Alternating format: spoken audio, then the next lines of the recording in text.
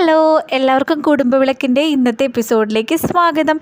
ഇന്നത്തെ എപ്പിസോഡിൽ നമ്മുടെ സീരിയലിൽ എന്തൊക്കെ കാര്യങ്ങളാണ് നടക്കുന്നത് എന്നതിനെക്കുറിച്ചിട്ട് അറിയാം കേട്ടോ. അപ്പോൾ പ്രധാനമായിട്ടും നടക്കുന്ന കുറച്ച് കാര്യങ്ങളെക്കുറിച്ചിട്ട് പറയാം. അതായത് സുമിത്ര അനന്യയെ കൊണ്ടുവരാൻ വേണ്ടി കുഞ്ഞുമായിട്ട് പോയിട്ടുണ്ടല്ലോ. അപ്പോൾ ആ കാര്യം വിജയിച്ച് സുമിത്ര അനന്യമായിട്ട് തിരിച്ചു വരും കേട്ടോ.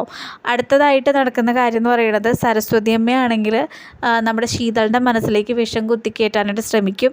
ശരിക്കും ശീതളും ആ വിഷത്തിൽ പെട്ടുപോകുന്നുണ്ട്. ശീതളും തൻ്റെ അമ്മയെ ഒരു നിമിഷം അവിശ്വസിക്കുന്നുണ്ട് കേട്ടോ. അടുത്തതെന്ന് പറയുന്നത് ദീപു സിദ്ധുവിനെ കാണാൻ വരുന്നുണ്ട്. സിദ്ധുവിനോട് ശ്രീനിലയത്തിൻ്റെ കാര്യത്തെക്കുറിച്ച് അത് തിരിച്ചെടുക്കാനായിട്ടുള്ള പരിപാടിയൊന്നും ചെയ്യരുത്, ഈ പരമശിവം എന്ന് പറയുന്ന ആൾ ഭയങ്കര മോശക്കാരനാണ് എന്നൊക്കെ സിദ്ധുവിനോട് ദീപു പറയുന്നുണ്ട്. അപ്പോൾ ദീപുവിൻ്റെ വാക്കുകളെ ഒന്നും തന്നെ നമ്മുടെ സിദ്ധു വിലക്ക് എടുക്കുന്നില്ല കേട്ടോ. അപ്പോൾ ഇത്രയും കാര്യങ്ങളൊക്കെയാണ് ഇന്നത്തെ എപ്പിസോഡിൽ പ്രധാനമായിട്ട് നടക്കുന്നത്. അപ്പോൾ നമുക്ക് മുഴുവനായിട്ടുള്ള കഥ കേൾക്കാം കേട്ടോ. അതിനു മുമ്പായിട്ട് നമ്മുടെ ചാനൽ ആദ്യമായിട്ടാണ് നിങ്ങൾ കാണുന്നതെങ്കിലും ഇതുവരെ സബ്സ്ക്രൈബ് ചെയ്തിട്ടില്ല എന്നുണ്ടെങ്കിലും ഒന്ന് സബ്സ്ക്രൈബ് ചെയ്യണേ. അതുപോലെ തന്നെ നമ്മുടെ ഈ റിവ്യൂ നിങ്ങൾക്ക് ഇഷ്ടപ്പെടുകയാണെങ്കിൽ ലൈക്ക് കൂടെ ചെയ്യണേ പ്ലീസ്. അപ്പോൾ കൂടുതൽ ലൈക്ക് കിട്ടിക്കഴിഞ്ഞാൽ വീഡിയോസ് സജഷനിലേക്ക് പോകും. അപ്പോൾ നമ്മുടെ ഈ കുട്ടി ചാനലിനെ വലിയൊരു ചാനലാക്കി മാറ്റാനായിട്ട് ഞാൻ ഒരുപാട് കഷ്ടപ്പെടുന്നുണ്ട്. ദയവേത് എന്നോടൊപ്പം നിങ്ങളും കൂടെ ചേരണേ. നിങ്ങൾക്ക് നമ്മുടെ റിവ്യൂ ഇഷ്ടപ്പെടുകയാണെങ്കിൽ നമ്മുടെ ഈ വീഡിയോയ്ക്ക് ഒരു ലൈക്ക് ചെയ്തേക്കണേ. അപ്പോൾ എന്തായാലും നമുക്ക് കഥ മുഴുവനായിട്ട് കേൾക്കാം. അപ്പോൾ ഇന്നത്തെ എപ്പിസോഡ് തുടങ്ങുമ്പോൾ തന്നെ കാണിക്കുന്നത് പ്രേമയാണ് കേട്ടോ. അപ്പോൾ പ്രേമയും സുമിത്രയും തമ്മിൽ വാഗ്വാദങ്ങൾ നടക്കുന്നുണ്ട്. അപ്പോൾ പ്രേമ പറയാണ്, നീ എത്ര കൊച്ചിനെ കൊണ്ട് വന്ന് എൻ്റെ മോളുടെ മുന്നിൽ കരഞ്ഞ് കാണിച്ചാലും എൻ്റെ മോള് നിങ്ങളോടൊപ്പം ഇറങ്ങി വരില്ല. കാരണം നിൻ്റെ മോനെ എൻ്റെ മോൾ അത്രയധികം വെറുക്കുന്നുണ്ട്.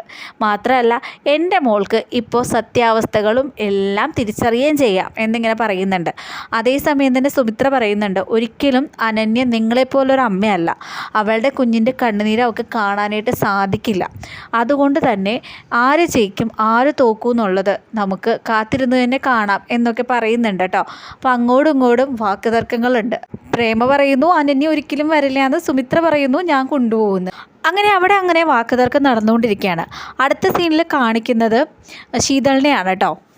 ശീതൾ വീട്ടിലിങ്ങനെ പണിയൊക്കെ എടുത്തുകൊണ്ടിരിക്കുന്ന സമയത്ത് സരസ്വതി അമ്മ ശീതളിൻ്റെ അടുത്തേക്ക് ചെല്ലുകയാണ്. എന്നിട്ട് ശീതളോട് പറയാണ്, എൻ്റെ ശീതളെ, എനിക്ക് തോന്നുന്നുണ്ടല്ലോ നീ ഇനി ഈ വീട്ടിലെ വേലക്കാരത്തിയായിട്ട് ഇങ്ങനെ തുടർന്നുകൊണ്ട് പോകുന്ന തന്നെയാണ്. നീ ഒരു കാര്യം അറിഞ്ഞോ, നമ്മുടെ സുമിത്ര ഒരുങ്ങിക്കെട്ടി എങ്ങടേക്കാണ് പോയിരിക്കുന്നതെന്ന് അറിയാമോ? അതെ, അനന്യേനെ കൂട്ടിക്കൊണ്ട് വരാനായിട്ടാന്ന് പറയാണ്. ഇത് കേട്ടതും ശീതളിന് സന്തോഷം വരികയാണ് കേട്ടോ. അപ്പോൾ അനുചേച്ചി കൂട്ടിക്കൊണ്ട് വരുമോ അമ്മ എന്ന് ചോദിക്കുകയാണ്. അപ്പോഴത്തേക്കും സരസ്വതി അമ്മ ചോദിക്കുകയാണ്, ഓ എൻ്റെ ശീതളേ, നീ ഒരു വിഡ്ഢിയായിപ്പോയല്ലോ. നീ ഒന്ന് ആലോചിച്ച് നോക്കിയേ, അനിരുദ്ധിൻ്റെയും അനന്യയുടെയും കാര്യത്തിൽ നിൻ്റെ അമ്മയ്ക്ക് എന്തൊരു ശുഷ്കാന്തിയാണ്. അവർ വഴക്കിട്ടപ്പോൾ ഒരുമിപ്പിക്കാൻ വേണ്ടിയിട്ട് എത്ര കഷ്ടപ്പെട്ട് അവൾ പോയിരിക്കുന്നതെന്ന് കണ്ടില്ലേ? എങ്കിലോ നീ അതിക്ക് മുമ്പ് വഴക്കിട്ട് ഇവിടെ വന്ന് നിൽക്കുന്നതല്ലേ? നിൻ്റെയും സച്ചിൻ്റെയും കാര്യത്തിൽ എന്തെങ്കിലും ഒരു പോം വഴി നിൻ്റെ അമ്മ ഉണ്ടാക്കിയിട്ടുണ്ടോ? അപ്പോഴേ നിൻ്റെ കാര്യത്തിൽ നിൻ്റെ അമ്മയ്ക്ക് യാതൊരു ശ്രദ്ധയില്ല എന്നാണ് എനിക്ക് പറയാനുള്ളൂ. നീ ഇങ്ങനെ നിന്ന് കഴിഞ്ഞാൽ ഇവിടെ തന്നെ നിന്ന് നിൻ്റെ അമ്മ പറയുന്നതും കേട്ട് മൂത്ത് നരച്ച് പോവത്തേ ഉള്ളൂ. നീയേ സമയം കളയാതെ നിൻ്റെ ഭർത്താവിൻ്റെ കൂടെ തിരിച്ചു പോയിക്കോ. നിനക്കും ആഗ്രഹമില്ലേ നിൻ്റെ ഭർത്താവിൻ്റെ കൂടെ ജീവിക്കണമെന്നൊക്കെ. അപ്പോൾ ഇതൊക്കെ കേട്ട് കഴിഞ്ഞപ്പോഴത്തേക്കും നമ്മുടെ ശീതളിൻ്റെ മനസ്സിലേക്ക് ഇങ്ങനെ വരികയാണ് കേട്ടോ. ശരിയാണ് അച്ചമ്മ പറയുന്നത്. കാരണം താനാണ് ഏറ്റവും ആദ്യം വഴക്കിട്ട് വന്ന് നിന്നത്. എന്നിട്ട് തന്നോട് വലിയ അനുകമ്പയൊന്നും അമ്മ കാണിക്കുന്നില്ല. തന്നെയും തൻ്റെ ഭർത്താവിനെയും യോജിപ്പിക്കാൻ അമ്മ ശ്രമിക്കുന്നില്ല. പക്ഷേ ഇന്നലെ വന്ന അനിരുദ്ധേട്ടൻ്റെയും അനിരുദ്ധിൻ്റെ ഭാര്യയെയും തമ്മിൽ യോജിപ്പിക്കാനായിട്ട് അമ്മ ഒരുപാട് റിസ്ക് എടുക്കുന്നുണ്ട്. അപ്പോൾ അച്ചമ്മ പറയുന്നതിലൊക്കെ കാര്യമുണ്ടെന്ന് നമ്മുടെ ശീതൾ വിചാരിക്കാൻ കേട്ടോ. അതേസമയം തന്നെ ശീതൾ പറയുകയാണ്, അച്ഛമ്മ പറയുന്നതിലൊക്കെ കാര്യമുണ്ട്. ഞാൻ എന്തായാലും അച്ഛനോട് സംസാരിച്ചിരുന്നു. പക്ഷേ അച്ഛൻ്റെ അഭിപ്രായം അമ്മ പറഞ്ഞതുപോലെ തന്നെയായിരുന്നു എന്ന് പറയാണ്. അതേസമയം തന്നെ അച്ഛമ്മ പറയാണ്, നീ സിദ്ധുവിനോടാണോ സംസാരിച്ചത്? അവനും അതേ അഭിപ്രായം തന്നെ പറയുള്ളൂ. കാരണം അവൻ സുമിത്ര പറയുന്നത് കേൾക്കേ ഉള്ളൂ. അവൾ പറയുന്നത് പോലെ അവൻ ഇരിക്കുകയുള്ളൂ. കാരണം അവൻ സുമിത്ര എന്ന് പറഞ്ഞ് നടക്കുകയാണ്. അതുകൊണ്ട് അവൻ്റെ ഭാഗത്തു നിന്നും നിനക്ക് നീതി കിട്ടുമെന്ന് നീ വിചാരിക്കേണ്ട. നീ ഒരു കാര്യം ചെയ്യേ, ഒട്ടും സമയം കളയണ്ട. നീ നിൻ്റെ ഭർത്താവിൻ്റെ കൂടെ പൊയ്ക്കോ, എന്നിട്ട് സമാധാനമായിട്ട് താമസിക്കേ. അപ്പോൾ ശീതൾ ഇങ്ങനെ ആലോചിച്ച് നിൽക്കുകയാണ് കേട്ടോ. അടുത്ത സീനിൽ കാണിക്കുന്നത് അനിരുദ്ധനെയും സിദ്ധാർത്ഥിനെയാണ്. അപ്പോൾ സിദ്ധാർത്ഥ അനിരുദ്ധനോട് പറയാണ്, മോനെ ശ്രീനിലയം തിരിച്ചു പിടിക്കാനായിട്ട് നിയമപരമായിട്ട് മുന്നോട്ട് പോകാമെന്നാണ് അച്ഛൻ വിചാരിക്കുന്നത്. കുറച്ചധികം നൂലാമാലകളുണ്ട്, അച്ഛനധികം വേർക്കം വേണം എന്ന് പറയുകയാണ്. അതേസമയം തന്നെ അനിരുദ്ധ് പറയുകയാണ്, അച്ഛൻ അതിൻ്റെ പിന്നാലെ പോവണ്ട, നമുക്ക് വിധിച്ചതല്ലെങ്കിൽ അത് പൊയ്ക്കോട്ടെ, എന്തായാലും അത് കൈവിട്ട് പോയില്ലേ, ആ പരമശിവമായിട്ട് ഇനി മുട്ടി നിന്ന് ഒരുപാട് പ്രശ്നങ്ങൾ ഉണ്ടാക്കണ്ട. അന്ന് തന്നെ പരമശിവൻ അച്ഛനെ എത്രത്തോളം ഉപദ്രവിച്ചെന്നുള്ളത് ഞാൻ കണ്ടതാണല്ലോ, ഇനി നമുക്ക് അതിൻ്റെ പിന്നാലെ പോവണ്ട അച്ഛാന്ന് പറയാണ്. അതേസമയം തന്നെ സിദ്ധാർത്ഥ് പറയാണ്, അത് ശരിയാവില്ല മോനെ, എങ്ങനെയാണെങ്കിലും ശ്രീനിലയം തിരിച്ചു പിടിച്ച് അച്ഛൻ പോകുന്നതിന് മുമ്പ് നിന്നെയും സുമിത്രയൊക്കെ ഏൽപ്പിച്ചട്ടെ ഞാൻ പോവുള്ളൂ എന്ന് പറയാട്ടോ. അങ്ങനെ അച്ഛനും മോനും കൂടി സംസാരിച്ചുകൊണ്ടിരിക്കുന്നതിൻ്റെ ഇടയിലാണ് ദീപു വന്നിറങ്ങുന്നത്. അതേസമയം ദീപുവിനെ കണ്ടതും അനിരുദ്ധ് നേരെ ദീപുവിൻ്റെ അടുത്ത് ചെല്ലുകയാണ്. എന്നിട്ട് ദീപുവിനോട് ചോദിക്കുകയാണ്, എന്തിനാണ് നിങ്ങളിവിടെ വന്നിരിക്കുന്നത്? അപ്പോഴത്തേക്കും ഞാൻ എൻ്റെ ചേച്ചിയെ കാണാനാണ് വന്നതെന്ന് പറയാണ്. അപ്പോഴത്തേക്കും അനിരുദ്ധ് പറയാണ്, നിങ്ങൾ അന്വേഷിച്ച് വന്ന ആൾ ഇപ്പം എന്തായാലും ഇവിടെയില്ല, നിങ്ങളല്ലേ പറഞ്ഞത് നിങ്ങളുടെ ചേച്ചി മരിച്ചു പോയിന്ന്, പിന്നെ എന്തിനാണ് നിങ്ങൾ ഇവിടെ വന്ന് അന്വേഷിക്കുന്നതെന്ന് ചോദിക്കുകയാണ്. അതേസമയം തന്നെ ദീപു പറയാണ്, മോനെ എനിക്ക് ഒരുപാട് തെറ്റുകൾ പറ്റിയിട്ടുണ്ട്, ഞാൻ അറിയാതെ ഒരുപാട് തെറ്റുകൾ ചെയ്തു പോയിട്ടുണ്ട്. പക്ഷെ ഞങ്ങൾ കൂടപ്പിറപ്പുകൾ തമ്മിലുള്ള സ്നേഹം നീ കരുതുന്നത് പോലെയല്ല. എൻ്റെ ചേച്ചി എനിക്ക് അമ്മയെ പോലെ തന്നെയാണ്, എന്നെ എൻ്റെ ചേച്ചിയാണ് ഊട്ടിയതും ഉറക്കിയതും എല്ലാം. എൻ്റെ ചേച്ചിക്ക് എനിക്കൊരാപത്ത് എന്ന് പറഞ്ഞ് ഞാൻ വിളിച്ചു കഴിഞ്ഞാൽ വരാതിരിക്കാനായിട്ട് പറ്റില്ല എന്ന് പറയാണ്. അതേസമയം തന്നെ അനിരുദ്ധ് പറയാണ്, നിങ്ങളുടെ കഥാപ്രസംഗമൊന്നും എനിക്ക് കേൾക്കണ്ട, ഞങ്ങൾ അന്ന് വന്നപ്പോൾ പറഞ്ഞതാണ്, ഇനി മേലാൽ ഞങ്ങൾ അന്വേഷിച്ച് ഇങ്ങോട്ട് വരരുത്, നിങ്ങളും നിങ്ങളുടെ കുടുംബവുമായിട്ട് യാതൊരു ബന്ധവും ഞങ്ങൾക്ക് ഉണ്ടാവില്ല എന്ന് തീർത്ത് പറഞ്ഞിട്ട് തന്നെയല്ലേ അവിടെ നിങ്ങോട്ട് പോകുന്നത്. പിന്നെ എന്തിനാണ് ഞങ്ങളുടെ വീട്ടിലേക്ക് പിന്നെയും കയറി വന്നിരിക്കുന്നത്? നിങ്ങൾ അന്വേഷിക്കുന്ന ആൾ ഇവിടെ ഇല്ലെന്നേ, അവർ മരിച്ചുപോയി, നിങ്ങൾ പോകുമെന്ന് പറയാണ് കേട്ടോ. അതേസമയം തന്നെ ദീപു പറയാണ്, എടാ മോനെ, നിൻ്റെ അമ്മേനെ കാണാൻ തുടങ്ങിയത് എന്നേക്കാൾ മുമ്പൊന്നും അല്ലല്ലോ, നിൻ്റെ അമ്മേനെ കാണാൻ തുടങ്ങിയത് നിന്നേലും വർഷങ്ങൾക്ക് മുമ്പാണ്. നിൻ്റെ അമ്മ എന്നെ കാണുന്നതേ മകനെ പോലെയാണ്, അതുകൊണ്ട് തന്നെ ഞാൻ കഴിഞ്ഞിട്ട് നിൻ്റെ അമ്മയ്ക്ക് മറ്റാരും ഉള്ളൂ. ഞാൻ വിളിച്ചാൽ എൻ്റെ ചേച്ചി ഇപ്പോഴും എൻ്റെ അടുത്ത് ഓടി വരും. എൻ്റെ ചേച്ചി എന്നോടൊന്ന് കെട്ടിപ്പിടിക്കാൻ പറഞ്ഞാൽ എൻ്റെ ചേച്ചി എന്നെ കെട്ടിപ്പിടിക്കും, വേണ്ടി വന്നാൽ മുത്തവും തരും. അതുകൊണ്ട് തന്നെ ഞങ്ങളെ സഹോദരങ്ങൾക്കിടയിലുള്ള പ്രശ്നത്തിൽ നീ ഇടപെടണ്ട, എനിക്ക് തെറ്റുപറ്റിപ്പോയി, ഞാൻ അത് അംഗീകരിക്കുന്നുണ്ട്. അപ്പോഴേക്കും ദീപു പറയാണ്, ഞാനിപ്പോൾ വഴക്കിടാൻ വന്നതല്ല, എനിക്കൊരു അത്യാവശ്യ കാര്യം പറയാനുണ്ട്, അത് പറയാനായിട്ടാണ് വന്നതെന്ന് പറയാണ്. അതേസമയം തന്നെ അനിരുദ്ധ് പറയാണ്, നിങ്ങൾ ഈ വീട്ടുമുറ്റത്ത് കയറണ്ടെന്ന് പറഞ്ഞ് കയ്യാങ്കളിയാവാണ് കേട്ടോ. അതേസമയം തന്നെ ദീപു അനിരുദ്ധിനോട് പറയാണ്, നീ ഇപ്പോൾ എൻ്റെ ഒരു മുഖം മാത്രമേ കണ്ടിട്ടുള്ളൂ, നീ എന്നെ നോവിക്കാൻ ശ്രമിക്കുകയാണെങ്കിൽ എൻ്റെ മറ്റൊരു മുഖവും നീ കാണും, അത് നിനക്ക് താങ്ങാൻ പറ്റില്ല. അപ്പോഴേക്കും സിദ്ധു വിളിച്ചു ചോദിക്കുകയാണ്, എന്താ ദീപു, എന്താ പ്രശ്നം എന്ന് ചോദിക്കുകയാണ്. അപ്പോഴേക്കും ദീപു പറയാണ്, ഞാനിപ്പോൾ വന്നത് സിദ്ധാർത്ഥേട്ടനെ കാണാനായിട്ടാണ്, എനിക്ക് കുറച്ച് കാര്യങ്ങൾ പറയാനുണ്ടെന്ന് പറയാണ്. അപ്പോഴത്തേക്കും സിദ്ധാർത്ഥ് പറയാണ്, അനിരുദ്ധേ പ്രശ്നം ഉണ്ടാക്കണ്ട, അയാൾക്ക് എന്താ പറയാനുള്ളതെന്ന് വെച്ചാൽ പറയട്ടെ, നീ വാ ദീപു, എന്താ പറയാനുള്ളത്, കുറച്ച് പേഴ്സണലായിട്ടുള്ള കാര്യമാണ്, എന്തായാലും പറയുമെന്ന് പറയാണ് കേട്ടോ. അപ്പോഴത്തേക്കും ദീപു പറയാണ്, അത് പിന്നെ സിദ്ധാർത്ഥേട്ടൻ ശ്രീനിലയം തിരിച്ചു പിടിക്കാൻ ശ്രമിക്കുന്ന കാര്യങ്ങളെക്കുറിച്ചിട്ടൊക്കെ എനിക്കറിയാം, അപ്പോൾ അത് വേണ്ട എന്ന് പറയാൻ വേണ്ടിയിട്ടാണ് ഞാൻ വന്നത്. നിങ്ങൾ കരുതുന്നതിലും പ്രശ്നമാണ് പരമശിവം. അങ്ങനെ ശ്രീനിലയം ഏട്ടൻ തിരിച്ച് പിടിക്കുകയാണെങ്കിൽ ഏട്ടന് ഒരുപാട് നഷ്ടങ്ങൾ ഉണ്ടാവും എന്ന് പറയാൻ കേട്ടോ. ഇതേ സമയം തന്നെ സിദ്ധു ദീപുവിനോട് ചോദിക്കുകയാണ്, അപ്പം നീയും പരമശിവത്തിൻ്റെ ആൾ തന്നെയാണല്ലേ, നീ എന്താ ഡബിൾ ഗെയിം കളിക്കുകയാണോ എന്ന് ചോദിക്കുകയാണ് കേട്ടോ. അതേസമയം തന്നെ സിദ്ധുവിൻ്റെ ഈ ചോദ്യത്തിന് മുന്നിൽ പകച്ചു നിൽക്കുകയാണ് കേട്ടോ ദീപു. അടുത്ത സീനിൽ കാണിക്കുന്നത് നമ്മുടെ സുമിത്രയാണ്. അങ്ങനെ സുമിത്രയാണെങ്കിൽ അവിടെ അങ്ങോട്ടും ഇങ്ങോട്ടും നടക്കുകയാണ് കേട്ടോ. അപ്പോൾ പ്രേമ ചോദിക്കുകയാണ്, എന്താ നിനക്ക് നിന്ന് കാലിന് വേദന എടുക്കുന്നുണ്ടോ? സുമിത്രേ, നീ കയറി ഇരിക്കുക എന്ന് ഞാൻ പറയില്ല, കാരണം ഇരിക്കാൻ നിനക്ക് ഇടം തന്നാലേ നീ കിടക്കും, അതുകൊണ്ട് തന്നെ നീ നിന്ന് കാല് കഴിച്ചോ, എത്ര കാല് കഴിച്ചാലും എന്തൊക്കെ കാണിച്ചാലും എൻ്റെ മോള് നിൻ്റെ കൂടെ വരാൻ പോകുന്നില്ല എന്ന് പറയാണ്. അതേസമയം തന്നെ കുഞ്ഞ് ഒറ്റയ്ക്ക് ഇങ്ങ് ഇറങ്ങി വരികയാണ് അച്ഛമ്മയെന്ന് വിളിച്ചുകൊണ്ട്.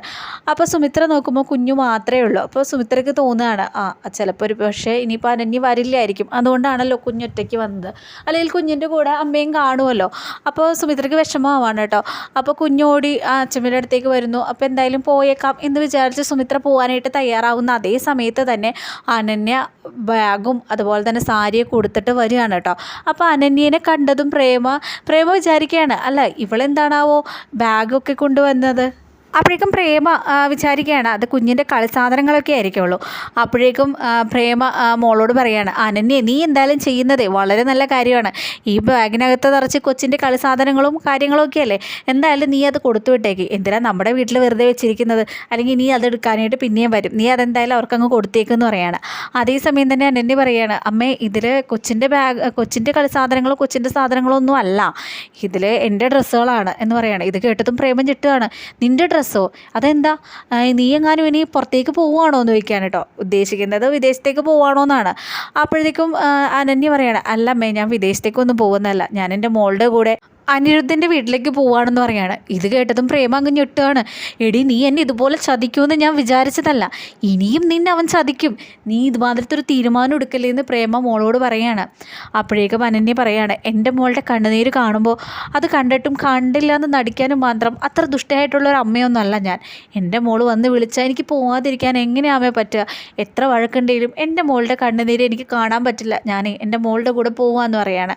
അതേസമയം തന്നെ പ്രേമ പറയാണ്, എടി നീ പോവരുത്, നീ അമ്മേനെ ചതിക്കരുതെന്നൊക്കെ പറയാണ്. അതേസമയം തന്നെ അനന്യ പറയാണ്, ഞാൻ എന്തായാലും അവിടെ എത്തിയിട്ട് അമ്മേനെ വിളിക്കാമെന്ന് പറയാണ്. അതേസമയം പ്രേമ പറയാണ്, നീ ഇനി വിളിക്കേണ്ട എന്നെ, ഇവിടെ നിന്ന് പടി ഇറങ്ങിയിട്ടുണ്ടെങ്കിൽ ഇനി ഒരിക്കലും നീ ഇവിടെ തിരിച്ചു കയറണ്ട. അങ്ങനെ അനന്യ ഇതൊന്നും വകവെക്കാണ്ട് കുഞ്ഞുമായിട്ട് പുറത്തേക്ക് പോരുകയാണ്. അപ്പോഴത്തേക്കും പ്രേമ പറയാണ്, നീ സുമിത്രയെ, നീയും ഇവളും ഒക്കെ നശിച്ചു പോവത്തേ ഉള്ളൂ എന്ന് പറഞ്ഞുകൊണ്ട് ശപിക്കുകയാണ് കേട്ടോ. അപ്പോൾ ഇതൊക്കെ കേട്ടിട്ട് സുമിത്ര യാതൊന്നും മിണ്ടാതിരിക്കുകയാണ്. എന്നിട്ട് സുമിത്ര പറയാണ്, നേരത്തെ നിങ്ങൾ എന്നെ വെല്ലുവിളിച്ചു, അനന്യ എൻ്റെ കുഞ്ഞ് വിളിച്ച വരില്ല എന്ന്, എന്നിട്ടിപ്പോൾ എന്തായി, അനന്യ വന്നു.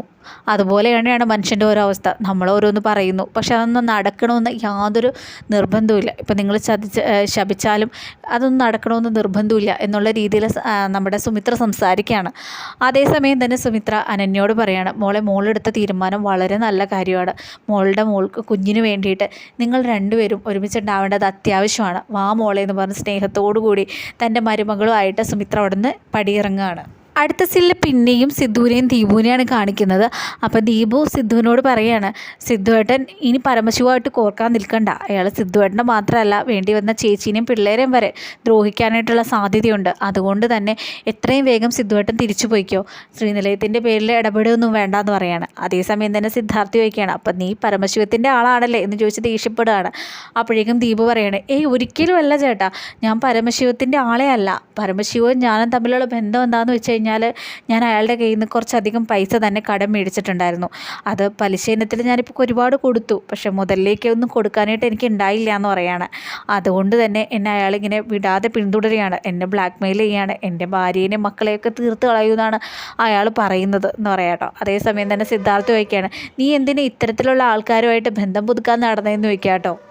അപ്പോഴേക്കും ദീപു പറയാണ്, എനിക്കങ്ങനെ ഒരു നശിച്ച കാലഘട്ടം ഉണ്ടായി, എന്നോട് ക്ഷമിച്ച് കളയണേ, എനിക്കങ്ങനെ ഒരു തെറ്റ് പറ്റിയെന്ന് പറയാണ്. എങ്ങാനും ശ്രീനിലയും സിദ്ധാർത്ഥയുടെയും പിടിച്ചെടുക്കുകയാണെങ്കിൽ എനിക്ക് എത്രയും വേഗം പൈസ കൊടുത്ത് തീർക്കേണ്ടി വരും, പക്ഷേ എൻ്റെ കയ്യിൽ അത് കൊടുക്കാനില്ല, അങ്ങനെ വന്നു കഴിഞ്ഞാൽ അവൻ എൻ്റെ ഭാര്യേനെയും മക്കളെയും കൊല്ലും, അതുകൊണ്ട് ദയവ് ചെയ്ത് ഈ ശ്രീനിലയം പിടിച്ചെടുക്കുന്ന ഒരു കേസിലേക്ക് സിദ്ധാർത്ഥേട്ടൻ പോകരുതെന്ന് പറയാണ്. ഇതേ സമയം തന്നെ സിദ്ധു ഇങ്ങനെ തൊഴുതൊക്കെ നിൽക്കുന്നത് കൊണ്ടിട്ട് സിദ്ധുവിന് മനസ്സലിയാണ്, കാരണം നമ്മുടെ സുമിത്രയുടെ ആങ്ങളെയാണല്ലോ.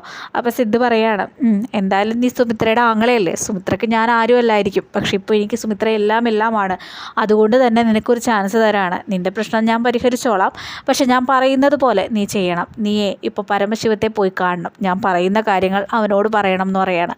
അപ്പോൾ ഇതെല്ലാം അനുസരിച്ച് കൊണ്ട് നമ്മുടെ ദീപു സിദ്ധുവിൻ്റെ അടുത്ത് നിൽക്കുകയാണ് കേട്ടോ. അപ്പോൾ ഇത്രയും കാര്യങ്ങളൊക്കെ കോർത്തിണക്കിക്കൊണ്ട് ഒരു അടിപൊളി എപ്പിസോഡാണ് വരാനായിട്ട് പോകുന്നത്, മിസ് ചെയ്യാതെ കാണുക കേട്ടോ.